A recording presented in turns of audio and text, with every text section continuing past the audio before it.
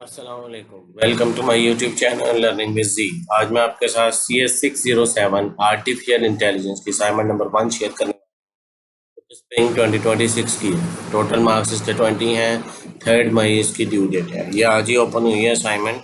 मैं इसका सोल्यूशन लेके आपके साथ हाजिर हो गया।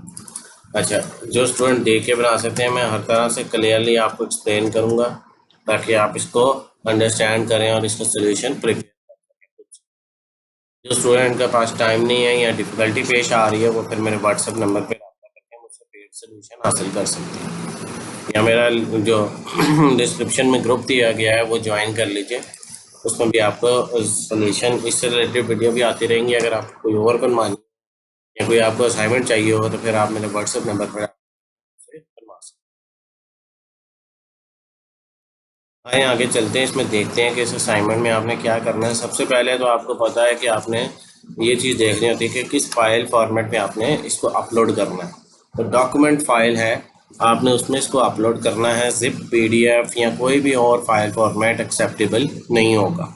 ठीक है, तो 9 लेक्चर इसमें कवर किए गए हैं।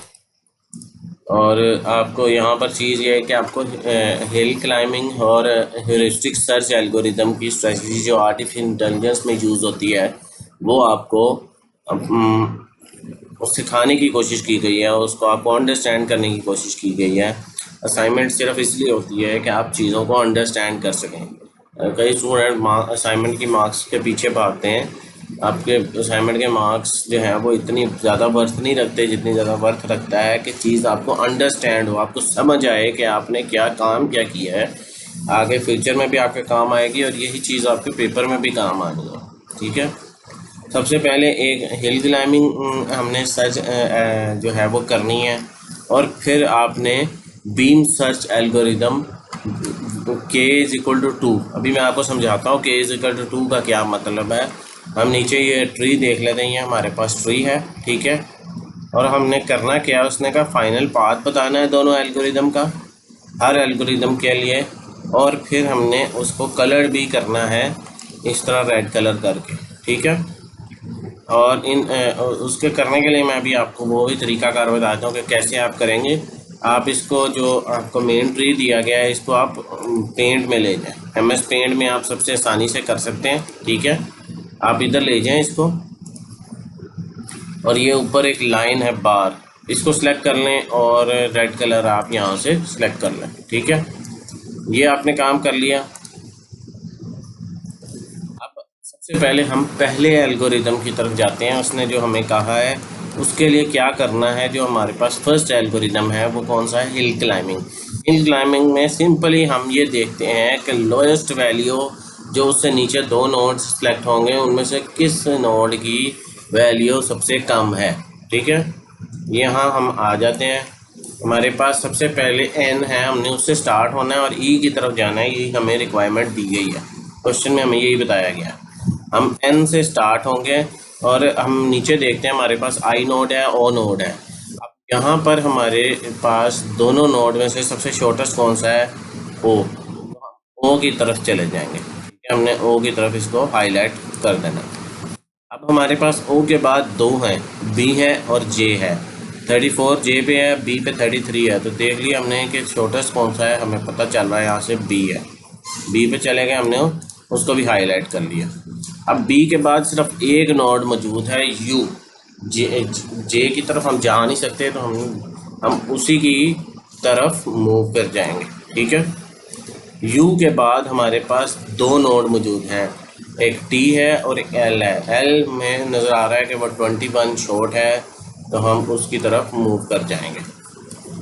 ठीक है, उसके बाद हमने F की तरफ जा रहा है और X की तरफ जा रहा है, तो हमने देखा है कि F छोटेस्ट है, तो हम F की तरफ मूव कर जाते हैं। ठीक है, उसके बाद हम देखते हैं कि A है और Z है, Z शॉर्टेस्ट है, तो हम Z की तरफ हाईलाइट कर देते हैं।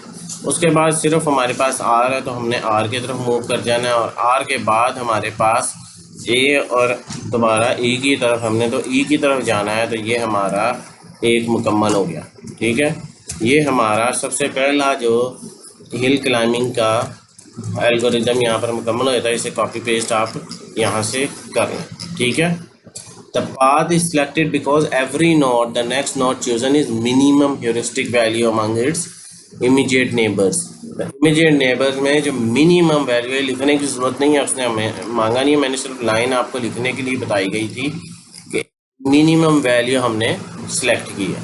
अब ये हो गया, अब हम इसको डिलीट कर देते हैं। मैंने क्योंकि यहाँ पर इसको ऑलरेडी स्नाइपर लिया तो मैं दोबारा इसको पेस्ट करूँगा, क्योंकि हमने अब दूसरे एल्गोरिदम की तरफ मूव करना है जो थोड़ा सा स्लाइड सा कॉम्प्लेक्स है।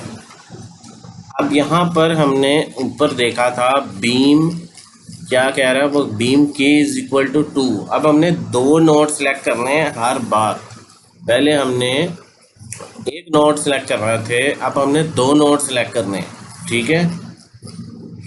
और हमने उसी हिसाब से हाईलाइट भी करते जाना है। अब नीचे देख रहे होंगे, मैं आपको दिखाता हूँ, ये मैंने 2 पाथ लिखे हुए हैं, ठीक है। अब वो कैसे लिखे हैं आइए हम देख लेते हैं। सबसे पहले हमने n उससे 2 नोड कौन से सिलेक्ट किए, i और o, दोनों को हम, सॉरी मैं दोबारा उसको सिलेक्ट कर लूँ, दोनों नोड को हम सिलेक्ट कर लेते हैं। पहला नोड ये सिलेक्ट हो गया, दूसरा नोड ये हमने सिलेक्ट कर लिया। अब हमारे पास हर नोड के नीचे 2-2 नोड आ रहे हैं। i के नीचे d है, g है, b है, j है। अब हमने देखना है कि शॉर्टेस्ट कौन सा है। i के नीचे g शॉर्टेस्ट है और o के नीचे इसी तरह b। जो राइट साइड वाला पाथ है वो तो सेम एज इट इज़ आप देखेंगे वही चलता जाएगा, आपका लेफ़्ट साइड वाला पाथ सिर्फ चेंज होगा, ठीक है। अब इसके बाद नेक्स्ट कौन सा है जी, g के बाद नीचे नोड आ रहा है जी h, क्योंकि अब उसके नीचे है ही एक नोड, दूसरा नोड तो है नहीं, अब उसको सिलेक्ट कर लेंगे।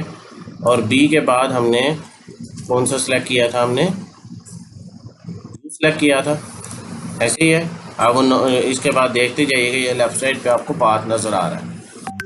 इसके बाद हमने देखना है, हमारे पास S है, D है और T भी है, तो हमने 2 ही सिलेक्ट करने हैं, 2 ही देखने हैं जो नीचे लोएस्ट होंगे।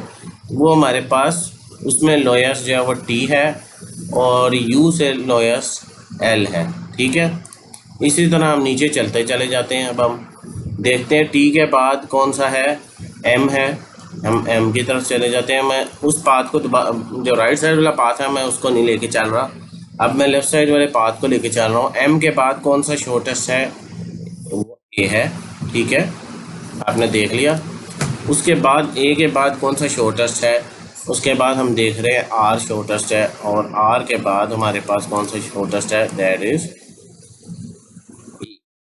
तो हम वहाँ पर मुकम्मल हो गए, ठीक है। हम दूसरा पाथ भी इसी तरह मुकम्मल कर लेते हैं। यहाँ से हम F की तरफ मूव हुए, F से हम Z की तरफ मूव हुए और Z से हम R की तरफ। ये आपका फाइनल डायग्राम, दोनों पाथ मुकम्मल हो चुके हैं। आपकी कंप्लीट असाइनमेंट यहाँ पर मुकम्मल हो गई। अब यहाँ पर आप इसको पाथ को अपने डायग्राम को पेश कर लें। दोनों के लिए उन्होंने कहा है कि आपने डायग्राम को भी हाईलाइटेड देना है और आपने अपना फाइनल पाथ भी बताना है। यहाँ पर आपकी असाइनमेंट जो है ये मुकम्मल हो चुकी है। थोड़ी सी इस लिहाज से ये है कि लेंथी है, लेंथी तो मैं नहीं कहूँगा, ना ही ये कम्प्लेक्स है ना कोई लेंथी है। दोनों ही एल्गोरिदम नहायत आसान है, सिर्फ आपने गौर से देखना है। नंबर्स को तो आप समझते हैं कि शॉर्टेस्ट कौन सा है, कौन सा नंबर बड़ा है, कौन सा नंबर छोटा है, बस इतनी सी चीज़ आपने देखनी है और आपकी असाइनमेंट यहाँ पर मुकम्मल हो जाती है। मेरी वीडियो अगर पसंद आई हो तो मेरे चैनल को सब्सक्राइब करें, मेरी वीडियो को लाइक करें, ज़्यादा से ज़्यादा स्टूडेंट के साथ शेयर करें ताकि वो इससे फ़ायदा उठा के बेहतरीन असाइनमेंट तैयार कर सकें। मिलते हैं अगले वीडियो में, तब तक के लिए अल्लाह हाफिज़, अस्सलाम वालेकुम।